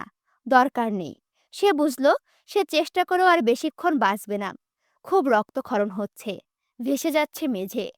শরীরে খামসির দাগ কত, সেই সব জায়গায়ও জ্বলছে। জয়নব মৃত্যুর জন্য অপেক্ষা করতে থাকলো। তার ভীষণ আনন্দ হচ্ছে। আব্বার জাভেদকে দেখা হয়নি ২ সপ্তাহ। কিন্তু এ অবস্থায় দেখা করার কোনো ইচ্ছে নেই জয়নবের। সে অপবিত্রা। এই অবস্থায় অন্তত আব্বার খালেদের সাথে সাক্ষাৎ করা যায় না। কি বিদঘুটে লাঞ্ছনার ব্যাপার। খানিক পর পাশের কক্ষ থেকে বিকট চিৎকারের আওয়াজ এলো। কাউকে মারা হচ্ছে। সপাত সপাত শব্দের সাথে আর্তনাদগুলো নরকীয় লাগছিল। কিন্তু জয়নবের মনে হচ্ছে কণ্ঠস্বরটা তার চেনা, মৃদুস্বর, কণ্ঠে প্রাণ নেই। জয়নব চমকে উঠল। খালেদের আর্তনাদ। তার ধারণা সত্যি হলো। বিকেলের দিকে তার কক্ষে আরো কিছু নারী, খালেদ সহ কিছু বন্দি লুটের মাল এনে রাখা হলো। হারিকেন, মোমবাতি ইত্যাদি জ্বালানো হলো। বৃষ্টির কারণে অথবা অন্য কোনো কারণে বিদ্যুৎ সংযোগ বিচ্ছিন্ন জায়গাটির। সেই আগুনে জ্বালাতে জয়নব অবাক হয়ে দেখল শেষবার এটা কেমন জায়গা, সে কোথায়। তার বিশ্বাস হতে চাইল না যে সে আসলে এই জায়গায়। খালেদের জ্ঞান নেই, প্রিয়তমার অবস্থা সে দেখল না। জয়নব কিন্তু দেখল শেষবার হবু স্বামীকে। সে আশায় আশায় জেবাকে খুঁজল। খালেদকে এখানে আনা হয়েছে, তাহলে জেবা কোথায়? জয়নব জানতে পারল না জেবা ১৩ বছর বয়সী দেহটাকে সেই বর্ষণের রাতেই ছিঁড়ে ছুটে খেয়ে ফেলেছে তারই মাতৃভূমি বাংলাদেশের কিছু ক্ষুধার্তরা। এরপর খালেদের বাড়িতে আগুন দিয়ে খালেদকে ভাত খাওয়া অবস্থায় ডেকে এনে ক্যাম্পে জমা দিয়ে গেছে মিলিটারিদের হাতে। খালেদের অপরাধ ছিল কঠোর। সে মিলিটারিদের এক কমান্ডারকে কুপিয়ে মেরেছে, কিন্তু তার মূল অপরাধ হলো সে মুক্তিযোদ্ধাদের খবর আনা নেওয়ার দূর। তার কাছে দিনাজপুরের সকল মুক্তিবাহিনীর খবরাখবর আছে। ৩টে দিন ধরে মেরেও খালেদের দেশ ও দেশের মানুষের প্রতি প্রেমের ওপর কলঙ্ক লাগানো যায়নি। খালেদ বিশ্বাসঘাতকতার মতো সুবিধাজনক কাজটা করল না কোনোভাবেই। বোকা খালেদ মৃত্যুকে বেছে নিল। খালেদের কপাল বেয়ে তীর তীর করে রক্ত পড়ছে, মেঝেতে পড়ে বাতাসে জমাট বেঁধে যাচ্ছে। শেষ সময়ে জয়নবের খুব জয়নাল আর জাভেদের কথা মনে পড়ছিল। আব্বার মুখটা ভেসে উঠছিল। ইস, আব্বা কি জানে জয়নব কোথায়? জয়নাল তো খ্যাপা, সে যখন এসব জানবে কি করবে? পাগল হয়ে যাবে বোধহয়। ৪ দিন পর ১লা মে তারিখের পর জলিল আমির জানতে পারলেন জয়নালকে কারা বের করে নিয়ে গেছে আমির নিবাস থেকে। জয়নালকে ওনারা পেলেন নদীর চারিপাশের এপারে জঙ্গলের ধারে অচেতন অবস্থায়। জয়নাল ৪ দিনে না খাওয়া অবস্থায় প্রায় অচেতন। তাকে আমির নিবাস থেকে বের করে এনেছিল কিছু দেশদ্রোহী সুবিধাভোগী বাঙালি। যুদ্ধটা তাদের কাছে বড়লোক হবার একমাত্র সুবর্ণ সুযোগ মাত্র। এরাও কিন্তু এক একজন মুক্তিযোদ্ধা। ২৫শে মার্চের পর বাঙালির ভেতর যে আগুন জ্বলল, তারপর এপ্রিলের শুরুতে মুক্তিবাহিনী যে মুক্তি কামনা নিয়ে স্বাধীনতা যুদ্ধে নেমেছিল, তারা কিন্তু সেজন্য নামেনি। তাদের কেউ নেমেছিল লোভ লালসায়, কেউ প্রাণ বাঁচানোর তাগিদে, কেউ বা ক্ষমতা ও যশ খ্যাতি লাভ করতে, আর কেউ যুবক বয়সের আবেগী রক্তের ছটফটানিতে। সে হিসেবে মুক্তিযোদ্ধা হিসেবে যোগদান করলেও ভেতরে মির্জাফরের সৈন্য সত্তাটাও কিন্তু বহাল ছিল। এই যোদ্ধাদের সাথে কাঁধে কাঁধ মিলিয়ে ২ সপ্তাহ আগে জলিল আমির মিলিটারিদের বুক তাক করে গুলি ছুড়েছেন। তারা তার পরিবারের জন্য জম হলো। জয়নাল সুস্থ হতে একদিন লাগলো। তার ভেতরে জেদ তাকে অসুস্থ থাকতে দিল না। তাকে কেন মেরে ফেলতে গিয়েও মারা হয়নি তা বোঝা গেল না। রাতে তারা আনোয়ার খন্দকার সহ গোটা বংশের বাড়িতে আগুন দিল। আনোয়ারকে জয়নাল আমির নিজে হাতে জবাই করেছিল। এটা তার প্রথম খুন। বাড়ির মহিলারা খুব চেঁচিয়েছিল। জাভেদের ভেতর তখন কিসের এক হিংস্রতা চাপল।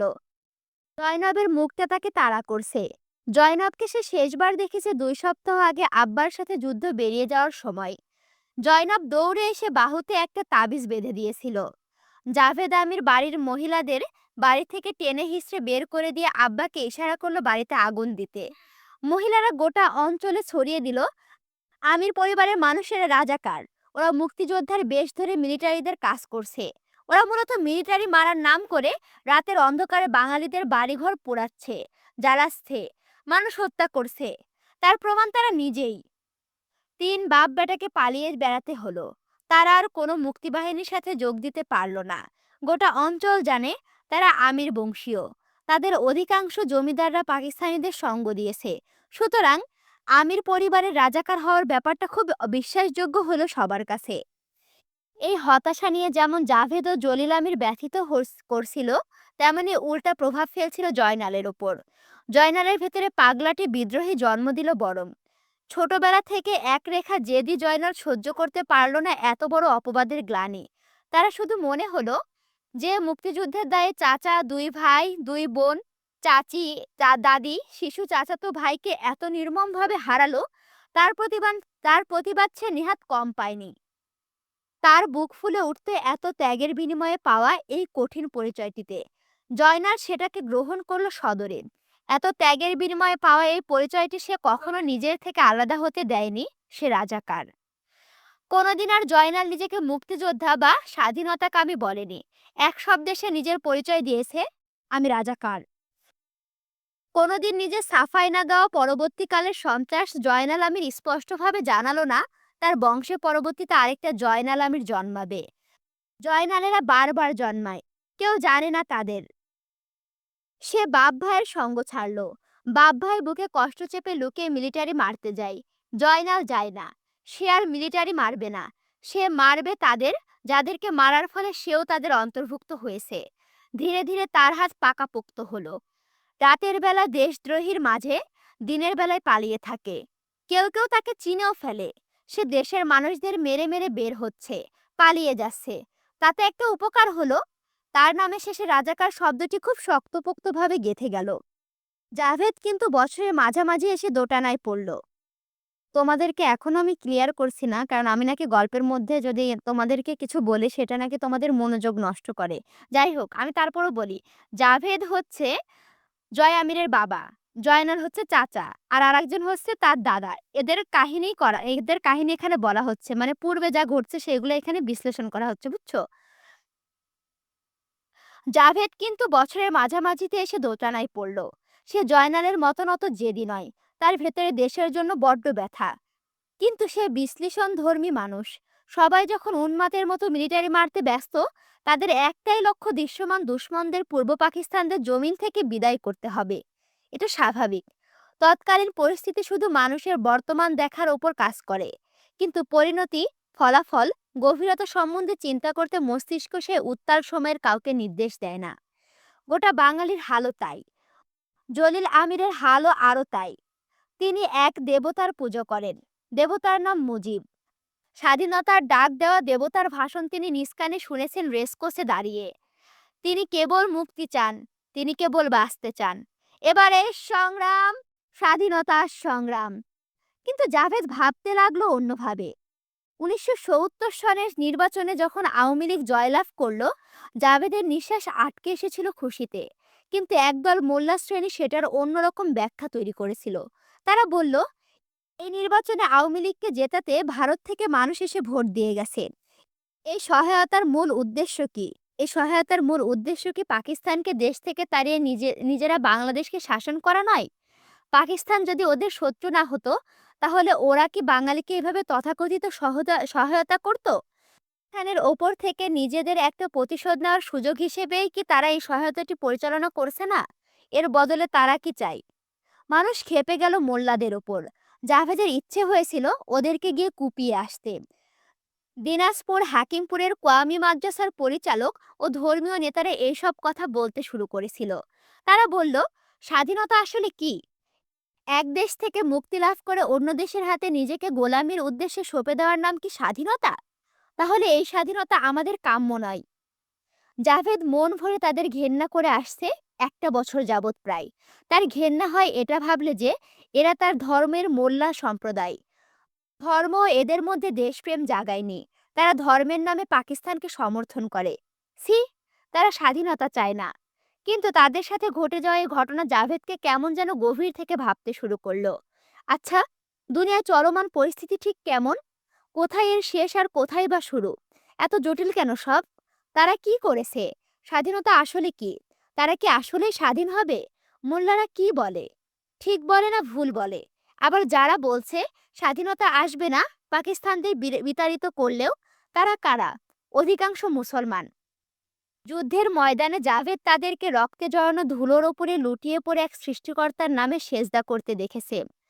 তাহলে এটা কে? এই মুসলমানরাই বলতেছে তারা স্বাধীন হবে না পাকিস্তান গেলে, শুধু পাকিস্তানকে সরিয়ে লাভ নেই। আবার এরাই তো ঝাঁপিয়ে পড়ছে যুদ্ধে। তাহলে এরা আসলে জাতিটাকে বলতে চাইছেটা কি? কোনো অগ্রিম বার্তা দিতে চাইছে না তো? যা তারা এখনো বুঝতে পারছে না। পরে বুঝবে, কিন্তু লাভ হবে না।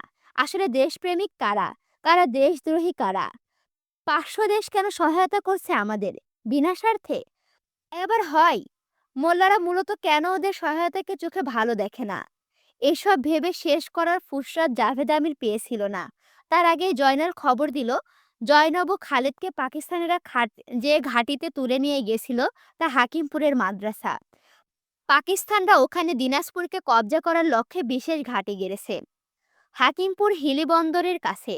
সহজ হিসাব, তারা যখন হিলি বন্দর দখল করেছে, তখন মোল্লাদের মাদ্রাসা মোল্লারা ছেড়ে দিয়েছে পাকিস্তানদের জন্য। ওই মাদ্রাসাতে এখন বাঙালি হত্যা, নারী ধর্ষণ, লুটপাটের মাল ভাগাভাগির কাজ চলে। জাভেদের পূর্বেকার সব ভাবনা চোরমার হয়ে গেল এই লাহময়। সে আবারও সৈয়দ পরিবারের বিদ্বেষী হলো। সৈয়দ পরিবার চালায় ওই মাদ্রাসা। সৈয়দ পরিবারের নাম চিহ্ন মিটিয়ে দিতে জয়নালও সে তৈরি হয়ে গেল। জয়নাল খুব শান্ত তখন। তাকে আর মোটেও মুক্তিযোদ্ধা লাগে না। তার ভেতরে মুক্তিযোদ্ধাদের মতো সেই তেজ, রক্ত টকবক করা আগুন, চোখে মুখে মুক্তির নেশে, এইসব কিচ্ছু নেই। আছে এক অদ্ভুত শীতলতা। জাভেদ অবাক হয়ে গেল। জয়নাল এক দেশদ্রোহী বাহিনীর সহায়তা নিয়েছে সৈয়দ পরিবারে হামলা করতে। সেই বাহিনী না এদেশের, না ও দেশের। তারা কেবল বিশৃঙ্খলার, উন্মাদ রাহাজানি আর রক্তারক্তির।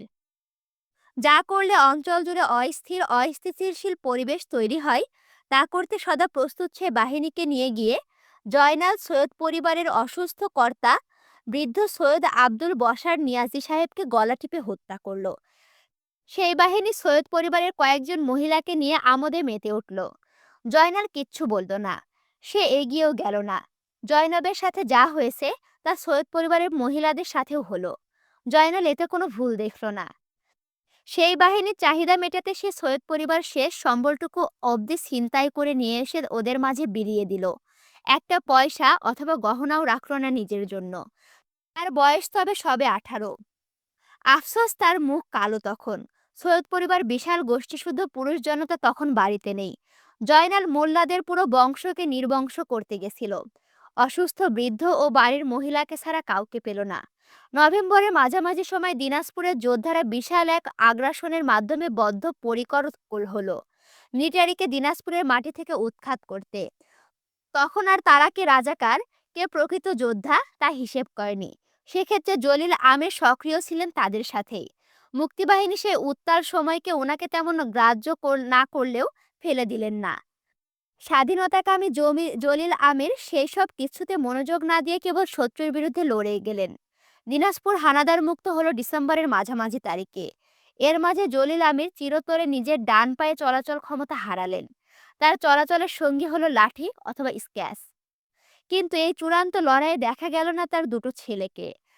তিনি তার পা হারানোর সুবাদে মুক্তিযোদ্ধার নাম পেলেও জাভেদ পেল দেশদ্রোহীর পরিচিতি। আর জয়নাল বলাবাহুল্যভাবে একজন খ্যাতি রাজাকার দিনাজপুরের, বিখ্যাত রাজাকার দিনাজপুরের। আমির ও সৈয়দ পরিবারের মাঝে এই দুশ্মনী তৈরির শুরুটা কোথায়, এটা আচমকা অদ্ভুতভাবে হলো বটে, কিন্তু এর শেষ নেই বোধহয়। জয়নাল প্রকৃতপক্ষে এক ত্রাসের সম্রাট হয়ে উঠল। তাকে বাড়ি থেকে বের করে দিলেন জাভেদ আমির। সে খুব খুশি খুশি বেরিয়ে গেল সুশীল সমাজ থেকে। তার খারাপ হতে একটিও কার্পণ্য নেই।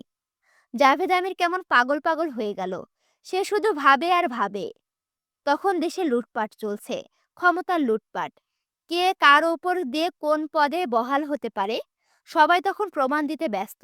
কে কতটুকু অবদান রেখেছে স্বাধীনতায়, তাকে সেইটুকু মেপে হিসেব করে ক্ষমতা দিয়ে দেওয়া হোক। কেউ তার প্রতিদান না নিয়ে ঘরে ফিরতে নারাজ। জাভেদ ভাবনায় পড়ল, এরা কি তাহলে যুদ্ধ করেছে স্বাধীনতার জন্য, নাকি প্রতিদানের আশায়? সে দেখল ভারতও চমৎকার সহজ উপায়ে বাংলাদেশকে গ্রাস করে ফেলেছে। মুজিব তাতে সম্মতির হাসি হাসছেন।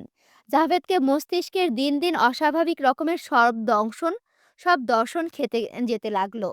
মোল্লারা কি বলতো, গুণীজনরা কি বলে গেছেন। বছর যত যায় দেশের নেতারা তত রঙের রূপ দেখাতে থাকে। জাভেদের চোখে অনিন্দ সুপারহিরোর কেমন সুপার ভিলেন হয়ে গেছিল। জাভেদ খুব অল্প সময়ে বুঝে ফেলল, স্বাধীনতা একটি পরিকল্পিত তত্ত্ব মাত্র, এর বাস্তবতা নেই। স্বাধীনতা কল্পনাতে সুন্দর। বাঙালি আজও করুণ সুরে কাঁদে, খিদেই পেটে পাথর বাঁধতে যায়। আজও নারীর সম্মান যায়, কিন্তু বিচার হয় না। ক্ষমতার লড়াইয়ে দেশে অরাজকতা স্পষ্ট দেখা যায়, অথচ হানাদার গেছে বছর 3 আগে। ক্যালেন্ডারের পাতায় এটা 1974 সাল। তাহলে স্বাধীনতা আসলে কি? এখন পূর্বাদেশে দেশের সম্পত্তিতে ঠিক সেভাবেই ভাগ বসায়, যেমন ভাগ বাপের দুটো সন্তান বাপের সম্পত্তিতে পায়। বাংলাদেশের সম্পত্তি ও সার্বভৌমত্বে ভারতের সমান নয়, বরং বেশি অধিকার। এবং এসব কথা মোল্লারা বেশি বলে, তাই তাদের কল্লাটা বেশ যায়। তারা দেশদ্রোহী। তারা দেশের নেতাদের বিরুদ্ধে কথা বলে। এরা আগে যেমন দেশের স্বাধীনতায় নারাজ ছিল, এখনো আছে। এই যে এখন কত সুন্দর স্বাধীনতা আমাদের। আগে পাকিস্তানরা ক্ষমতায় ছিল, এখন দেশের সন্তান। অথচ ওরা বোঝে না এরা খুশি না। সব ঠিক লাগলে জাভেদের ভেতর থেকে জয়নব ও খালেদের স্মরণ পাই। সে ঠিক মনে রেখেছে মোল্লাদের মাদ্রাসায় এরা দুজন নৃশংসভাবে বলি হয়েছিল। জাভেদের দোটানায় দিশেহারা হয়ে উঠেছিল দিন দিন। সে চুল দাড়ি কামায় না, হাসে না, বসে থাকে বাগানের শেষের একটা চেয়ার পেতে। ঘন্টার পর ঘন্টা কেবল চুরুট টেনে চলে যায় তার দিন, মাস, বছর। জলিল আমির জোর জবরদস্তি করে ১৯৮৫ সনের দিকে জাভেদের বিয়ে দিতে পারলেন না। পটোয়ারি বাড়ির একমাত্র মেয়ে হুমায়রা পটোয়ারির সঙ্গে জাভেদ আমিরের বিয়ে হলো। জাভেদ আমিরের বয়স তখন ৩১। জয়নাল আমির রাজধানীতে ত্রাস গেড়েছে। দিনাজপুরে এলেও সে আমির নিবাসে পা রাখে না। সে থাকে নিজের তৈরি বাসভবনে। ১৯৮৭ সনের দিকে ২৯শে জুন জাভেদ আমিরের ছেলের জন্ম হলো। আশ্চর্যজনকভাবে প্রায় যুগখানেক পর আমির নিবাসে পা রাখলেন জয়নাল আমির। সাথে এক গাড়ি উপটৌকন। তার ভাতিজা জন্মেছে। লোকে বলল, দেখতে জয়নাল আমিরের মতো।